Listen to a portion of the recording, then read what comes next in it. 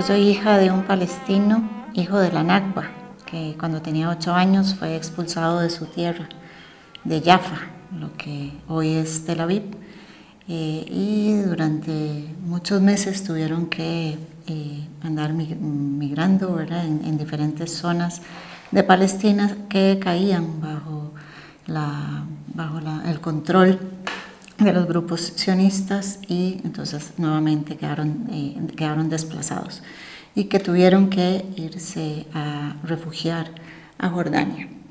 Desde entonces se convirtieron en refugiados, y en unos refugiados a los que les empiezan a arrancar su historia, porque la tragedia del pueblo palestino es esta necesidad de borrar no solo su permanencia en esa tierra, sino su existencia, ¿verdad? Hay una necesidad, una narrativa que se inicia, ¿verdad?, desde el inicio de la Nakba, de querer decir, querer justificar que los judíos de Europa, los judíos que Europa rechazó, que Europa agredió en el Holocausto, que estos que traían llegaban a una tierra sin pueblo. Y bueno, evidentemente no era así. Ahí estaban cientos de miles de palestinos, como mi familia, que vivían, ¿verdad?, en Jaffa por generaciones de generaciones. Entonces, ¿cómo nos toca? Nos toca con, ¿verdad?, se dice que alrededor del pueblo palestino siempre hay una resiliencia, y que es, ¿verdad?, su insistencia en sobrevivir, y que se pasa de generación en generación, porque creo que lo que han hecho las y los palestinos en la diáspora alrededor del mundo, y quienes habitan en las condiciones espantosas que habitan los palestinos en su propia tierra, es contar su historia, o tratar de llevar su historia, que es lo mismo que estamos viendo ahora, como estas personas que están sobreviviendo a este genocidio están muy interesadas, las y los palestinos, en contar su historia, en decirnos lo que les están haciendo, todas las vejaciones. Entonces nos atraviesa, porque en nuestras manos, en nuestras voces, en nuestros hombros está la posibilidad de supervivencia, no solo física, sino de la historia de las y los palestinos.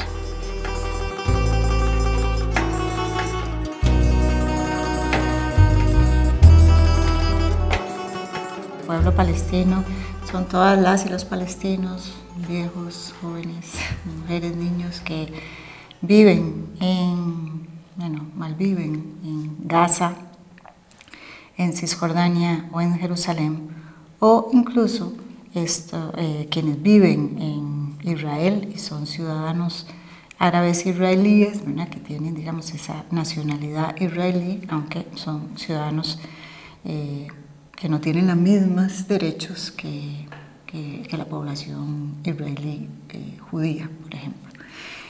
Entonces, todas esas personas que habitan ahí, que son lo que se llaman, ¿verdad?, lo que nosotros llamaríamos los territorios ocupados, aunque se hace esta división entre, ¿verdad?, cuáles son los territorios ocupados, que son Cisjordania, Gaza, que es completamente ocupada, y más aún desde el 7 de octubre, pero ha estado siempre bajo control israelí, y los habitantes de Jerusalén, que además tienen una condición particular, ¿verdad?, pero todas esas poblaciones viven bajo las leyes que les impone y que van cambiando al antojo de las autoridades israelíes, siempre en contra de los derechos del pueblo palestino. Entonces, esa población que habita ahí, de la que sabemos que tienen unas condiciones de vida completamente controladas, porque Israel controla la vida de todas y todas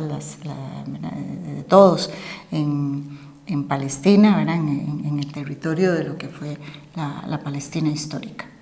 También es el pueblo palestino, todas aquellas personas que en la Nakba fueron desplazadas hacia los países vecinos y que se convirtieron en refugiados en Jordania, en Siria, en el Líbano principalmente, que viven en campos de refugiados en estos lugares, que no han adquirido nunca la nacionalidad de esos países, que también ven sus derechos violentados, ¿verdad? Que no hay una conexión con su tierra, porque además los gobiernos de los países, ¿verdad?, imponen escuelas que muchas son de Naciones Unidas o de organismos que atienden las necesidades del pueblo palestino, pero imponen los programas que anulan o que no imparten la historia de Palestina. Entonces, la historia de Palestina se sostiene mucho en la historia oral de los familiares que las transmiten a través de las generaciones, y el derecho a esa tierra en la que han habitado. También están, ¿verdad?, las y los palestinos de la diáspora que, como decía, mantienen ese vínculo con sus raíces, con su historia y ese amor por su tierra y por su patria.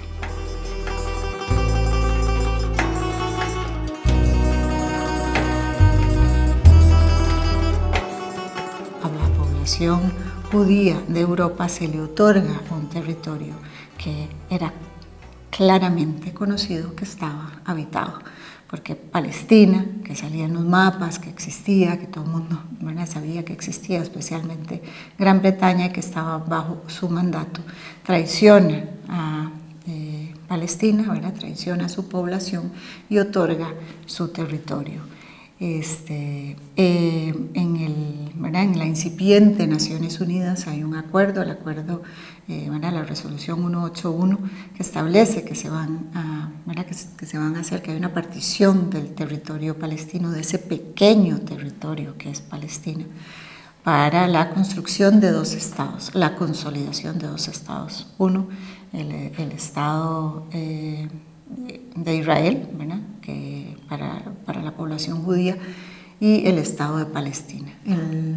Al mismo tiempo que inicia la catástrofe, digamos, como este recrudecimiento de la catástrofe, lo que nosotros llamamos la Nakba, que es la expulsión, el desplazamiento de los palestinos, el asesinato, el asedio, el robo de sus tierras, ¿verdad?, la expoliación. Entonces, desde el año 47 está esa deuda pendiente. En el año 48, cuando se consolida el Estado de Israel, ¿por qué no se consolida el Estado palestino? Y desde entonces ha sido una historia de traición continua de las grandes potencias, a las que ya se suman otros actores, incluyendo claramente Estados Unidos, de imposibilitar la consolidación de ese Estado palestino. Y Palestina, desde los años 90, con los acuerdos de paz de Oslo, le apostó a la vía diplomática, porque esa era una exigencia que había, que se fueran por la vía del derecho internacional que había construido Occidente principalmente para la resolución de los problemas. Y Palestina ha estado ahí, constantemente participando por esa vía, por la vía. Hay no sé cuántas resoluciones y declaraciones de Naciones Unidas, e Israel lo único que ha hecho es saltárselas y burlarse, y no hacer viable y construir más asentamientos y violentar más los derechos y violar todos y cada uno de los derechos que conocemos como humanidad, el derecho al libre tránsito, el derecho a la educación, el derecho a la salud, el derecho a la nacionalidad, a la identidad, todo, las y los palestinos tienen su vida secuestrada.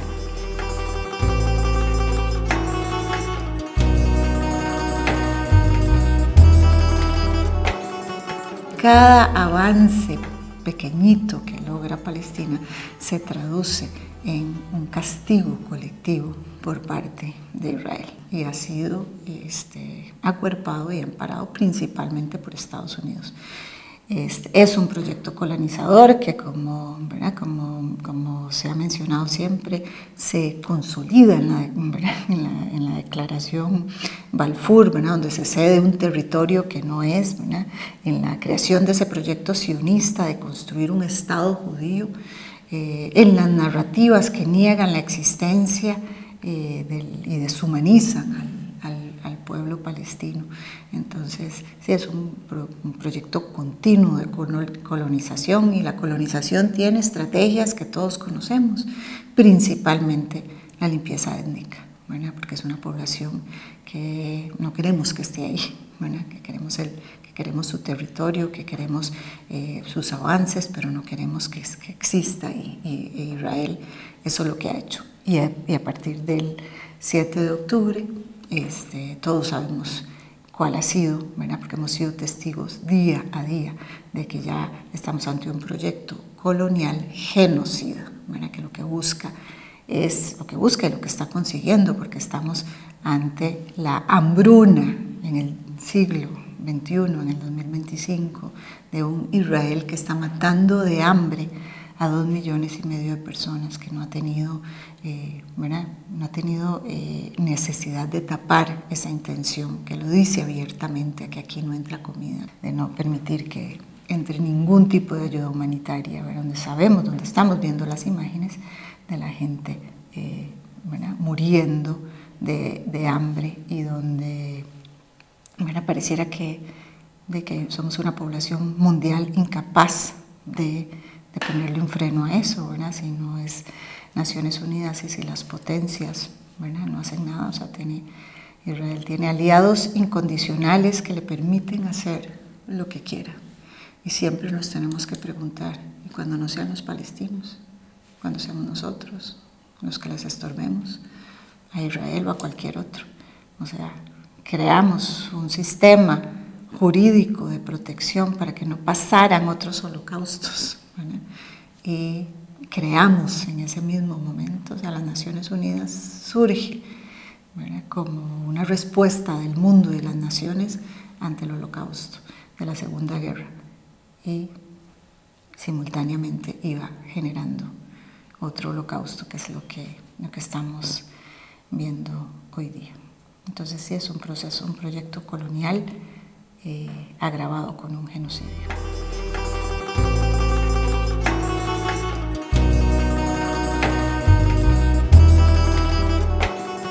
Es el momento en que la población palestina se convierte en refugiada, sea refugiada en su propia tierra o sean refugiados en los países vecinos. Es eso que marca, ¿verdad?, la pérdida de la tierra, ¿verdad? Es un inicio, pero la Nakba es un continuum que hemos visto y que hemos visto recrudecerse en diferentes momentos de la historia, y que desde el 7 de octubre, ¿verdad?, que se habla de una segunda Nakba, pero en realidad es ese continuum que se agrava el 7 de octubre, donde Israel, con sus perversas formas de llevar a cabo la limpieza étnica, ¿verdad?, tira desde sus aviones información para que la gente dentro de ese territorio encerrado que es Gaza, ¿verdad?, se desplace hacia el norte o se desplace hacia el sur, y bueno, se hacen todas estas imágenes comparativas de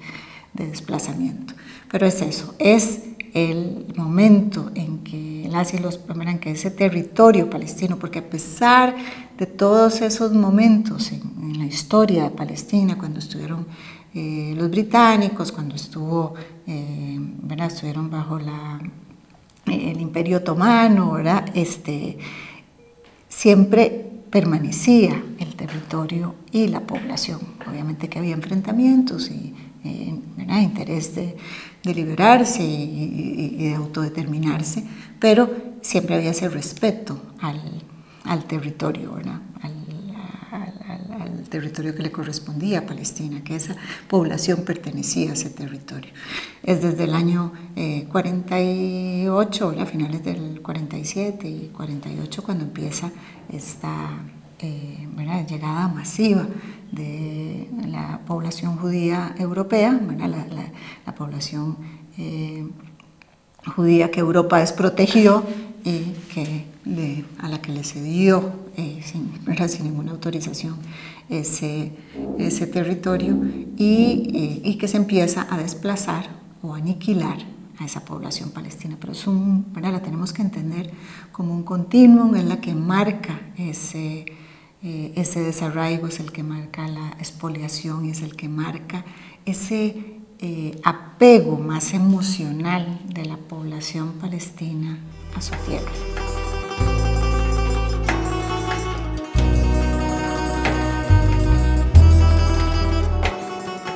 Siempre se ha hablado y hay mucha referencia a que la población palestina expulsada, ¿verdad?, durante la Nakba en el 48 se llevaron sus llaves. Bueno, hay muchas imágenes de mujeres palestinas que llevaban las llaves de sus casas porque entendían que eso iba a ser una cuestión temporal, ¿verdad?, que iban a poder regresar y nunca se pudo. Entonces, esa Nakba también marca como un enraizamiento, ¿verdad?, a la tierra, al no abandono mi tierra, ¿verdad?, porque lo que ha hecho todo este tiempo Israel ha sido, ¿verdad?, presionar, ¿verdad?, y empujar, expulsar, ¿verdad?, violar todos los derechos de la población palestina, y lo que uno supondría es que hay una tendencia enorme a la migración, pero hay un entendimiento de que si se van, no van a poder regresar, y es parte de lo que desde el 7 de octubre se está viendo con más recrudecimiento. No es que esté la alternativa de irse tampoco, ¿verdad? No es que Israel abierto o Egipto tenga las puertas abiertas para que la población palestina que se quiera salir salga, y si no, ¿verdad? Pero sabiendo las condiciones, ¿verdad?, la Nakba también ha sido un escenario para que las y los palestinos vean cuáles son sus posibilidades, ¿verdad?, en otros lugares, ser refugiado en su propia tierra o ser refugiado en otras tierras alrededor.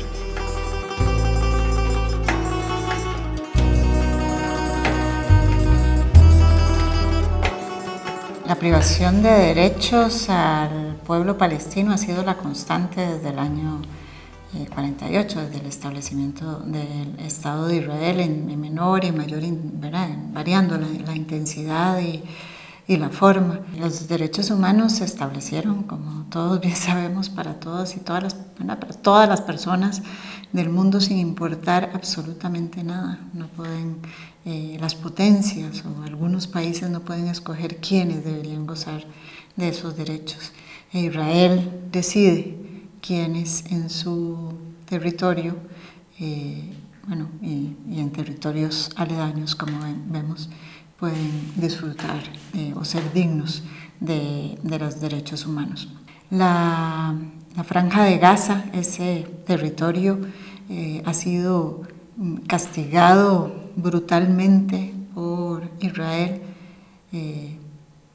no solo a partir del 7 de octubre, sino desde hace muchos años. Ya desde el año 2006 tienen un bloqueo por cielo, por tierra y por mar, ¿verdad?, completamente cerrada. Por eso se le ha llamado la cárcel abierta más grande del mundo, porque su población estaba obligada a vivir ahí, y todo lo que ingresara a ese territorio estaba controlado por Israel. Por eso Israel, cuando niega que hay una ocupación de ese territorio, ¿verdad?, está mintiendo, está faltando a la verdad. Entonces, en ese control decide, ¿verdad?, qué entra, qué no entra. Recuerden que en los primeros días del 7 de octubre, el mismo 7 de octubre, Israel amenaza con cortar el gas, la electricidad y el agua en Gaza, ¿verdad?, como una forma de agredir a toda la población por los ataques de los que había sido objeto Israel, pero también demostrando que controla esos suministros que son básicos para la vida de las personas. Entonces, desde ese bloqueo brutal, controla todos los derechos de la población, ¿verdad?, quién entra, quién sale. Recuerdo que cuando fue la pandemia, controlaba cuando entraban las vacunas a Gaza. Eran vacunas que donaban algunos países del mundo para Gaza, pero lo controla. lo controlaba, lo controla siempre, lo controlaba en ese momento Israel. Y desde el 7 de octubre lo que vemos es que, ¿verdad?, decide si toda esa ayuda humanitaria que está ahí, ¿verdad?, esperando para ingresar, ¿verdad?, y que se ha ido acumulando y que se ha ido perdiendo y que se ha ido ¿verdad?, caducando, o lo que sea que está pasando con toda esa ayuda humanitaria, decide, ¿verdad?, el derecho a la vida de las y los palestinos en Gaza está hoy en manos de un gobierno, ¿verdad?, que es reconocido, con el que mantienen vínculos diplomáticos casi la totalidad de países del mundo y ¿verdad?, que fue electo por su población y que han decidido matar de hambre a 2,5 millones de personas.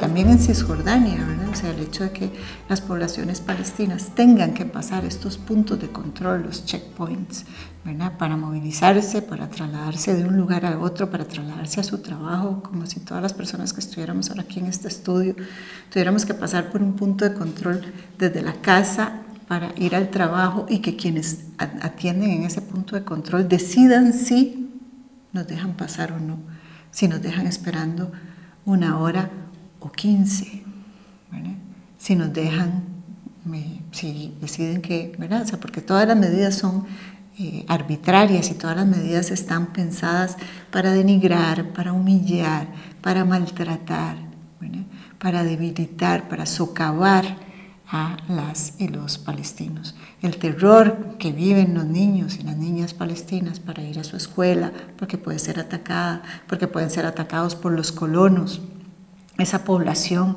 de la que ha poblado Israel los territorios palestinos para, ¿verdad?, tener ahí, como decir, una pandilla, ¿verdad?, una turba de personas que pueden hacer con las y los palestinos lo que quieran, y a los que les han, ¿verdad?, los han alimentado con que esa población palestina son, ¿verdad?, menos que infrahumanos. Les han quitado todo su valor a los ojos de esta población, que es capaz de hacer las atrocidades más grandes, quemar sus casas, agredir, patear, quemar, ¿verdad? Yo creo que ya esto no podemos creer que no pasa, porque, ¿verdad?, incluso tenemos una película ganadora de un Oscar en este mismo año que nos muestra esa realidad, ¿verdad?, de que no hay derecho a la vivienda, no hay derecho a la vida, no hay derecho a la salud, no hay derecho a la educación, no hay derecho al libre movimiento, no hay derecho a un juicio justo, ¿verdad? En las cárceles israelíes hay más de 7,000 personas presas, y cuando hablamos de personas podemos estar hablando de niños muy pequeños hasta ancianos. Donde se sabe que se tortura, donde no hay juicios, donde no hay, ¿verdad?, donde no se sigue un debido proceso. Y que además desde el 7 de octubre también ha recrudecido la demolición de infraestructura palestina en Cisjordania, que ha recrudecido la detención de palestinos y palestinas en sus cárceles y por ende su tortura, que ha recrudecido la destrucción de escuelas, ¿verdad?, como lo vimos hace 2 días en Jerusalén, que tuvieron que evacuar todas las escuelas de la UNRWA, que ha recrudecido la supervivencia del pueblo palestino en Cisjordania, donde no hay presencia de Hamas, así que sus argumentos obviamente que se caen. Entonces, sí, es parte de una estrategia de exterminio del pueblo palestino, de limpieza étnica, que no es otra cosa que un proyecto colonial.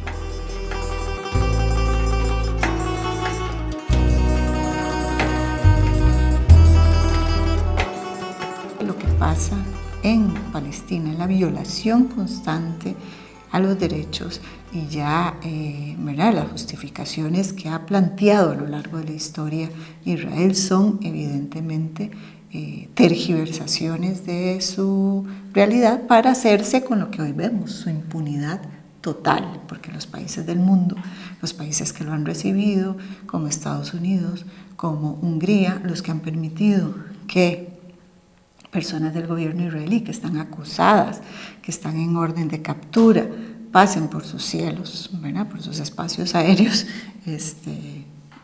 están siendo cómplices de este genocidio. Son muchísimos los países que están siendo cómplices de este genocidio, que no ponen,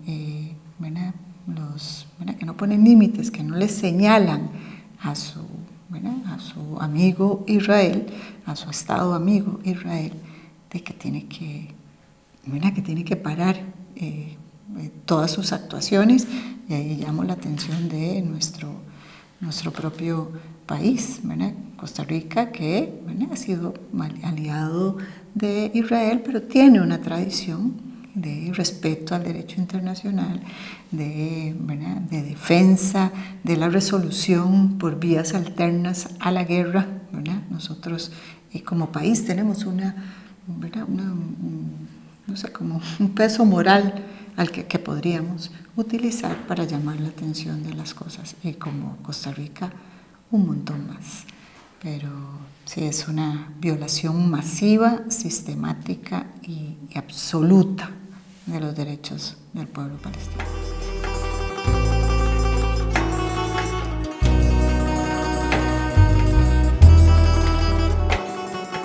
Sí, bueno, Israel y sus aliados no nos deberían convencer jamás de que la vía diplomática y el derecho internacional no debe ser la vía para la resolución de los problemas. O sea, si ellos nos están, como han venido durante 77 años, cambiando narrativas, inventando historia, ¿verdad? Que empezó con eso de decir que no había un pueblo allí a donde ellos se fueron a asentar.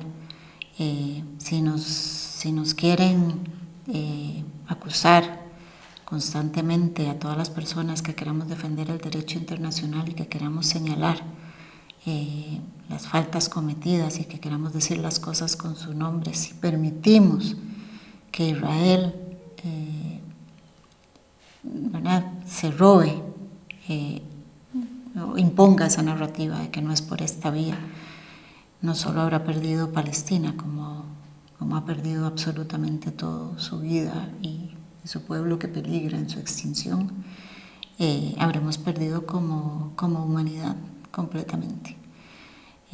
La vía diplomática es la vía, no estábamos equivocados en el 48, no hemos sido los solícitos como naciones para ponerle límites reales a las naciones, para establecer un sistema de Naciones Unidas donde no haya quien tenga un veto con ese poder, ¿verdad? Ahora tal vez con la figura que lidera ese veto entendamos el peligro que significa, ¿verdad? Porque nos podrían poner ese veto a otras naciones, ¿verdad? Cuando ha sido a Palestina parece que no importa tanto.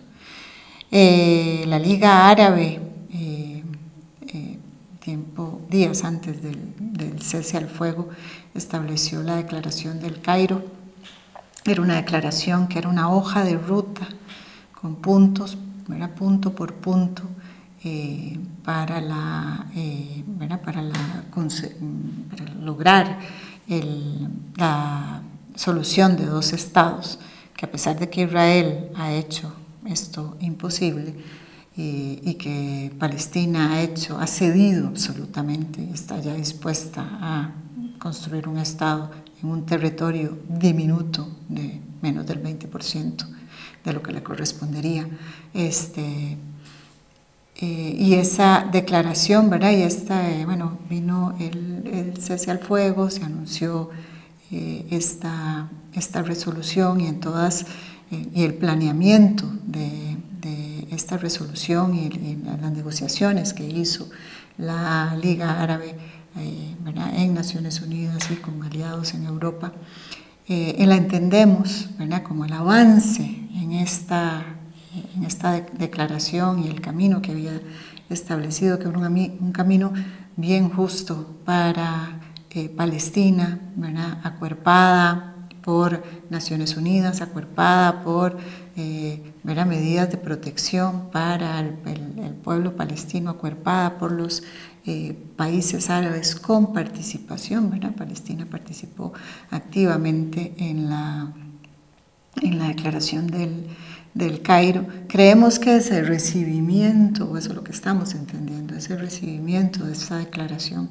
es la que hace que Israel, ¿verdad?, nuevamente rompa el acuerdo del cese al fuego y que se convierta en esta maquinaria, ¿verdad? O sea, como que se alimente de este odio que hemos visto desde el rompimiento al cese al fuego y esta brutalidad extrema de querer matar ya y decirlo abiertamente a estos 2 millones de personas de hambre y de quemar las tiendas donde sabe que lo que hay son familias, son niños, ¿verdad? Y de todo lo que hemos visto y que podemos ver no por los medios tradicionales.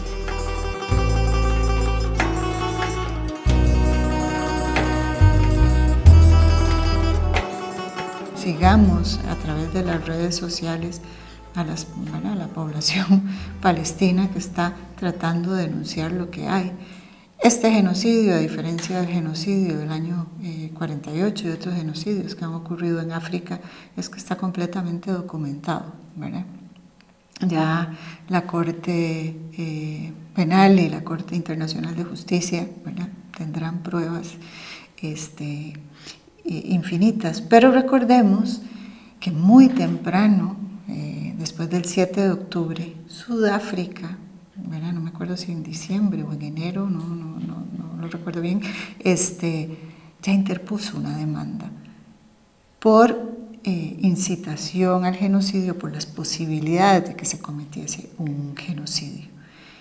Y en su demanda, sus bases, ¿verdad?, o sea, sus pruebas, no eran, ¿verdad?, grandes cantidades de videos, ¿verdad?, eran las declaraciones de las autoridades israelíes, del gobierno y del ejército, ¿verdad?, que evidenciaban la intención de aniquilar a un pueblo. Esto fue muy temprano y eso fue lo que se recibió en la corte y con la que se ha trabajado y donde están estas declaraciones. También está el informe Anatomía de un genocidio de la relatora especial de Naciones Unidas para todo el tema de Palestina, Francesca Albanese, que recoge todas esas declaraciones y todas las pruebas que configuran esta figura del genocidio que está haciendo Israel y que todos estamos evidenciando en tiempo real.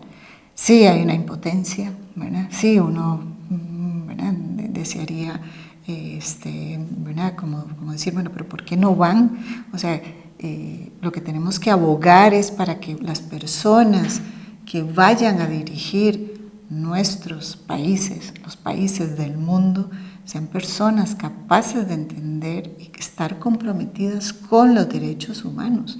Cuando hay gobernantes, como muchos de los que vemos ahora, que no están comprometidos con esa declaración, que no creen en el derecho internacional, que no creen en la diplomacia como vía para la resolución, que traicionan los valores y las tradiciones de un pueblo, como por ejemplo nuestro pueblo, ¿verdad?, que se ha abocado al derecho, o sea, que ha defendido y que ha llevado por bandera el derecho internacional.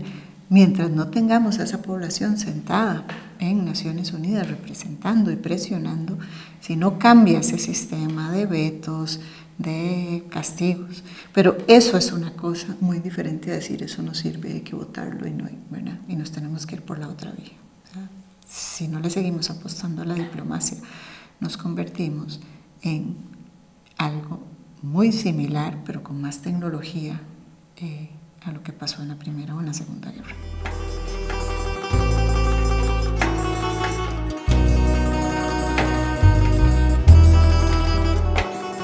La identidad palestina o la palestinidad está marcada por estacas que atraviesan a la vida de las y los palestinos, que son esos puntos fuertes de la catástrofe palestina, la Nakba, ¿verdad?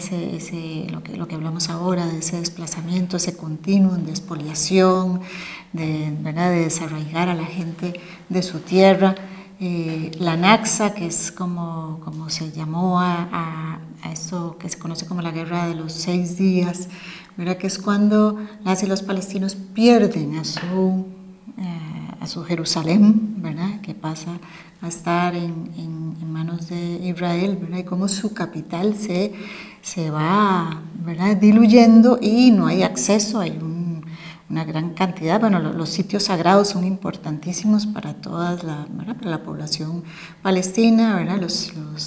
La esplanada de las mezquitas, sus mezquitas para los musulmanes ¿verdad? En Jerusalén, y el no poder acceder a esos espacios, porque es cuando se empieza a impedir el movimiento de las y los palestinos por el territorio, o la imposibilidad para la población palestina cristiana de ingresar a la iglesia de la Natividad, que no solo que data desde el año 67, ¿verdad? Que se va impidiendo a ciertas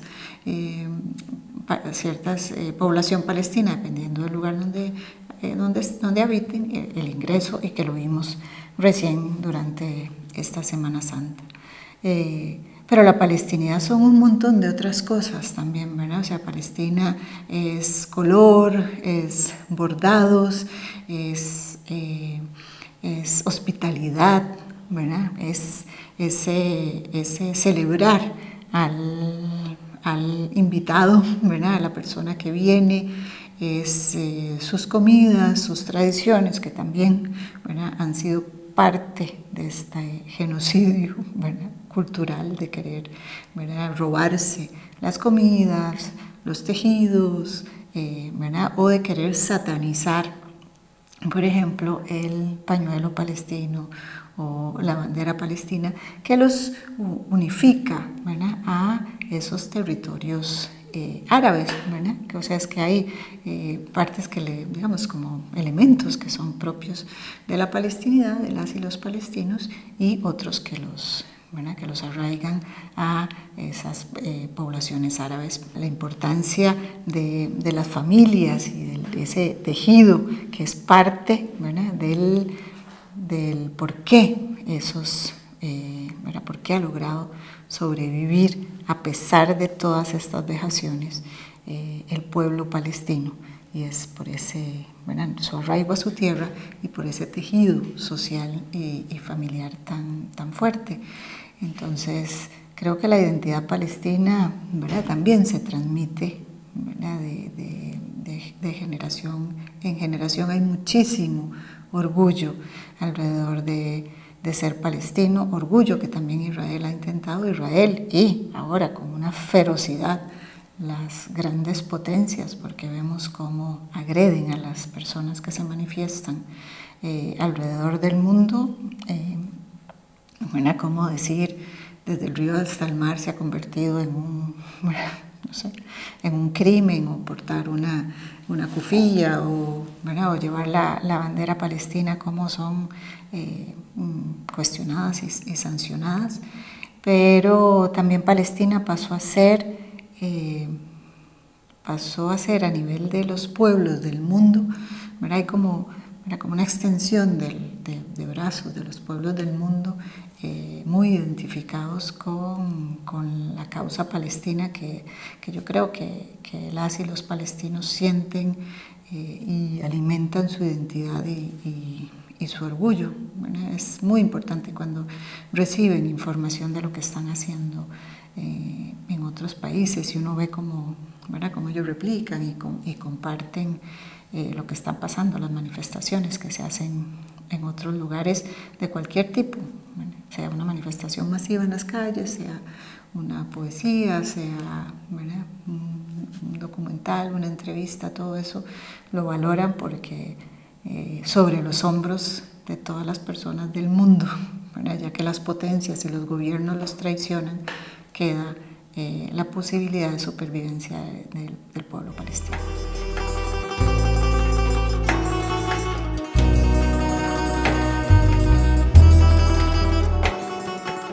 Bueno, el mundo está secuestrado por la brutalidad de Israel, por una brutalidad que crece día a día y que desde el 7 de octubre solo se ha quitado los velos. Es una brutalidad extrema, una brutalidad que busca exterminar al pueblo palestino y que lo evidencia y que lo dice, ¿verdad? Hay un ensañamiento contra los niños y las niñas, contra las mujeres, ¿verdad? Tratando de asegurar que la población palestina desaparezca.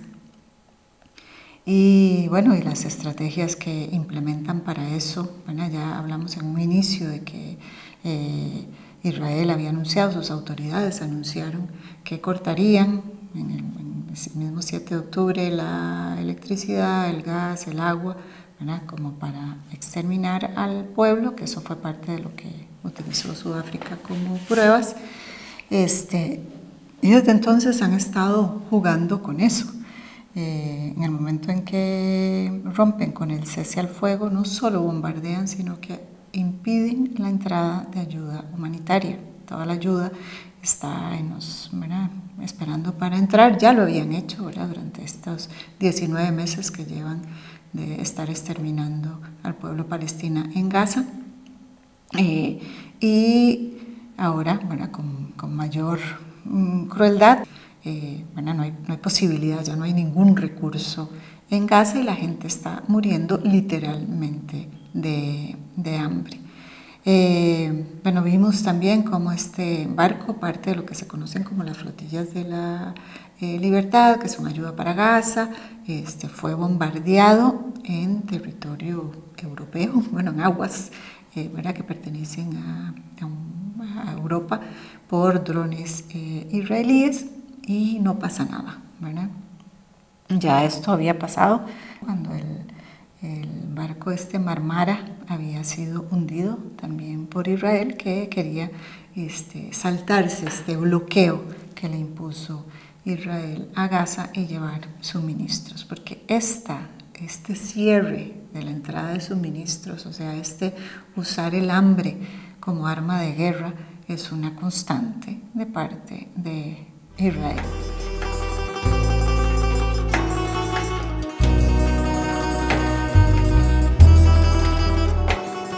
Esto no es una guerra, es un genocidio. Hay una parte que no tiene ejército, hay una parte que no son dos estados peleando, ¿verdad? No estamos ante una guerra y eso lo tenemos que tener claro, ¿verdad? Cuando hablamos de lo que está pasando, Israel, ¿verdad? No se está enfrentando a otro ejército, Israel está atacando a población civil, Israel está quemando hospitales, escuelas, iglesias, mezquitas, casas de habitación, ¿verdad? Y está haciéndonos creer a la población, y por eso, repito, nos tiene secuestrados bajo su brutalidad, de que los 2 millones de personas que habitan, 2,5 millones que habitan en Gaza son guerrilleros de Hamas.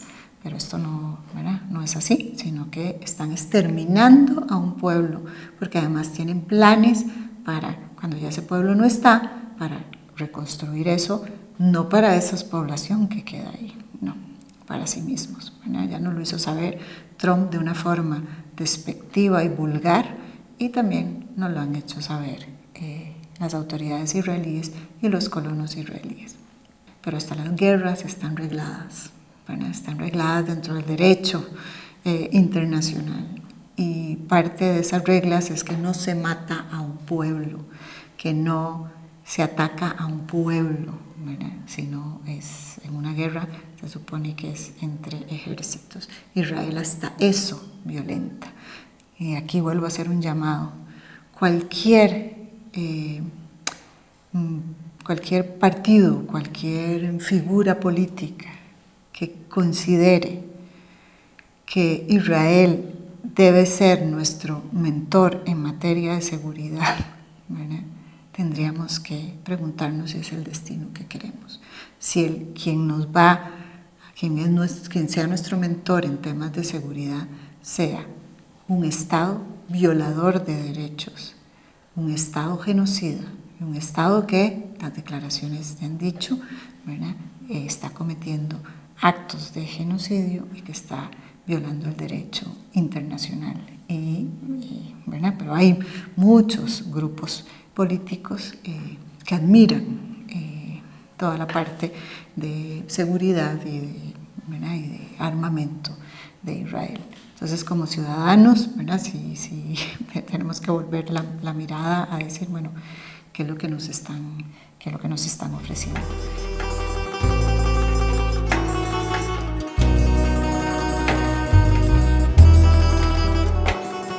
Sí, la brutalidad de Israel se manifiesta de muchísimas formas, ¿verdad? En el año 2023 vimos como dijo que accidentalmente habían bombardeado un hospital, el hospital Al-Ali, pero inmediatamente vimos a lo largo de estos 19 meses cómo fue bombardeando todos y cada uno de los hospitales, cómo fue destruyendo todas y cada una de las facilidades de salud, donde asesina, a la vez que asesina a las personas que están ahí como pacientes, a las personas que están en los hospitales como refugiadas y al personal de salud, ¿verdad? Secuestra a los médicos, desaparece, los asesina al personal de salud.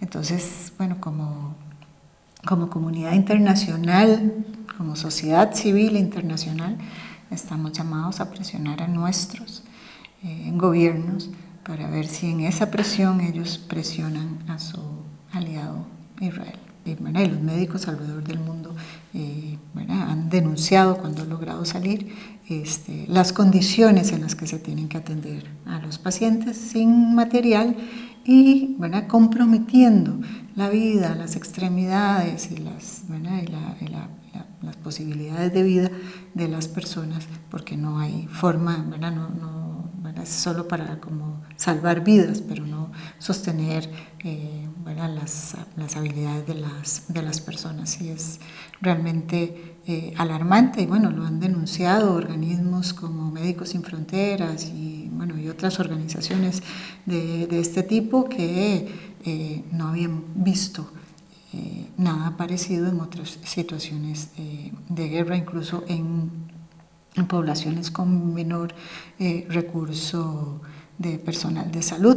También ha habido una gran cantidad, es el conflicto donde más funcionarios de ayuda humanitaria, personal de Naciones Unidas, de organismos internacionales han sido asesinados. Muchísimos de ellos de la UNRWA, porque Israel tiene una especial ensañamiento contra la UNRWA, la difamó al poco tiempo del 7 de octubre, diciendo que estaba aliada, o que había habido personal de UNRWA involucrado en los ataques del 7 de octubre. Nunca dio ninguna evidencia, sin embargo, 16 países apoyaron y quitaron el financiamiento de UNRWA, después volvieron cuando nunca se presentó evidencia.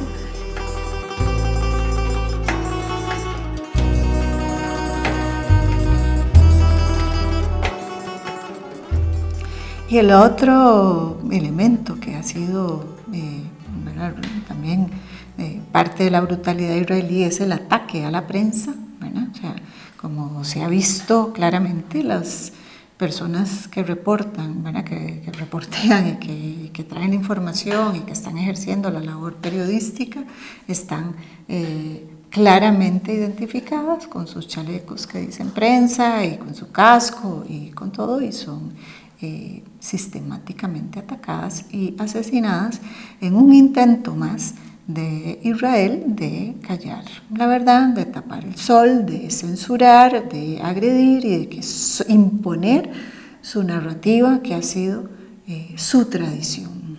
La imponer una narrativa, aquí son las cosas así y todo lo demás es antisemitismo o antijudío, o lo que ellos quieran la etiqueta que quieran, ¿verdad?, anclada en ninguna realidad más que el señalamiento de sus brutalidades.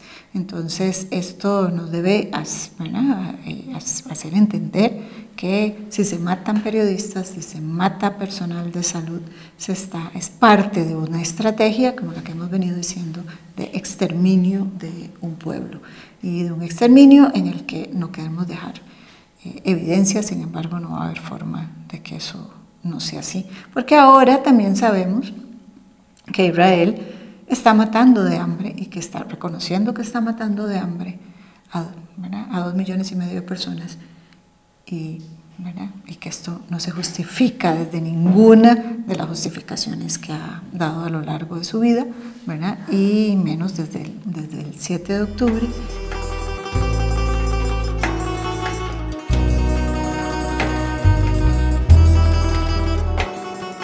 La UNRWA es un organismo que se creó casi que simultáneo a la creación unos años después del Estado de Israel para, justamente brindar apoyo a las poblaciones refugiadas palestinas, tanto al interior del territorio palestino como en los países aledaños, y son los que están a cargo de la sobrevivencia del pueblo palestino y el cumplimiento de sus derechos, son los dueños son los que tienen las escuelas, los hospitales, el suministro de alimentos. Entonces es importantísimo que la UNRWA sobreviva. Israel la declaró ilegal, no la deja operar, una más de sus arbitrariedades, y de aquí se hace lo que a nosotros nos da la gana y punto.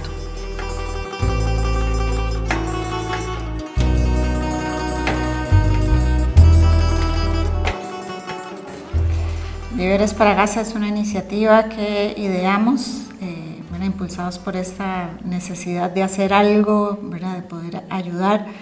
Sabemos que es muy difícil poder hacer donaciones que lleguen a las personas en Gaza y que además que podrían comprar con este bloqueo. Entonces sabemos que muchas de las personas que lograron salir de Gaza hacia Egipto son mujeres cuidadoras de sus hijos e hijas o sobrinos y de sus personas mayores, pero están en una condición migratoria que les impide trabajar. Entonces, requieren también de ayuda de parte de la población mundial. Y la idea de Víveres para Gaza es que la donación, el dinero que se dona no llega directamente el dinero a las personas, sino que llegan cupones que puedan canjearse por alimentos o por medicina básicas. Entonces lo que queremos es eso, como contar con muchas personas que puedan donar $100, sea una vez o sea varias veces, para que esas mujeres gazatíes que están en Egipto puedan sobrevivir y recuperar un poco de tranquilidad. La iniciativa está en la página víveresparagaza.com. En la página está la información de dónde se pueden hacer las donaciones, del monto que la persona establezca, y para el caso de Costa Rica también se puede hacer donaciones a través de SINPI.